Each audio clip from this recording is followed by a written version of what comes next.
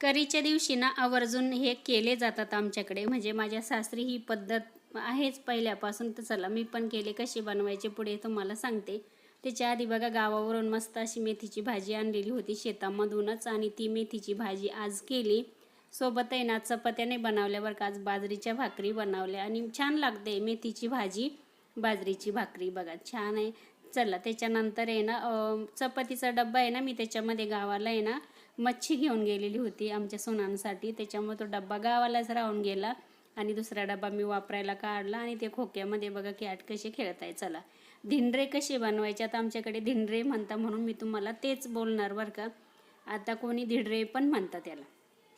आता जे आपलं तांदूळ असतात, कोणतेही तांदूळ घ्यायचे, पण आम्ही शक्यतो इंद्रायणी तांदूळ घेत असतो. ते तांदूळ घ्यायचे, ते धुवायचे आणि उन्हामध्ये वाळवायचे आणि दळून आणायचे. आता इथे पीठ मला माझ्या जावेनं गावावरून दिलेलं आहे. आता पीठ घ्यायचं अंदाजे, त्याच्यात मीठ घालायचं, पाणी घालायचं, बॅटर ह्या पद्धतीचं बनवून घ्यायचं आणि रात्रभर आपल्याला झाकून ठेवायचं. आणि त्याच्यानंतर नाही रात्रभर तुम्ही झाकून ठेवलं तर सकाळीच 2-3 तास झाकून ठेवलं तरी पण चालेल. खूप छान असं पीठ फुलतं पण, आणि खूप छान लागतात धिंडे बरं का. आता करीच्या दिवशी आवर्जून आमच्याकडे हे केले जातात पहिल्यापासून. आता नेहमी आम्ही ना संक्रांतीला गावालाच जात असतो, पण माताच्या टायमाला संक्रांतीच्या दिवशी गावावरून आम्ही इकडे आलो, कारण का माझ्या मिस्टरांना इलेक्शनची ड्युटी पण लागलेली होती, त्याच्यामुळं आम्हाला राहताच आलं नाही. चला ह्या पद्धतीचे असे बनवायचे, तूप लावून घ्यायचं छान असं तव्याला, नाही असे करायचे. आता आम्ही असे मीठ टाकूनच खातो.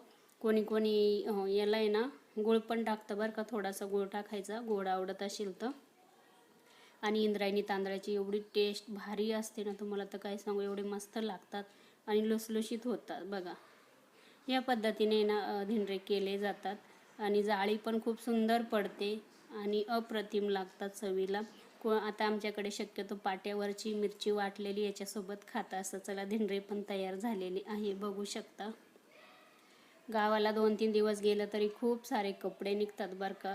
माझं पण असंच होऊन जातं, आता जायचं यायचं त्याच्यामुळे कपडे तर खूपच निघतात. आता इथे ना काल काही बरेचसे कपडे धुतले, अजून काही आज पण धुतले बरं का. त्याच्यामुळे, आणि साड्या तर मी जास्त गावाला नेत नाही, कारण का माझं घर झालं आहे तर भरपूर मी साड्या गावाला ठेवलेल्याच आहे. जाताना एक साडी घालून जाते आणि येताना एक साडी घालून येते असं. चला कपड्यांच्या घड्या पण घालून घेतल्या. गावावरून माझ्या मावस जावेने बघा हरभरा दिलेलं होतं. ती मला सांगत होती का इथंच भाजा म्हणून ताई, पण मला वेळच नाही भेटला. म्हटलं नाही, मी आहे ना तिकडे गेल्यानंतर भाजून घेईल. चला आता हे तोडून घेते आणि तव्यावरती भाजून घेते. इथेच मी एंड करते.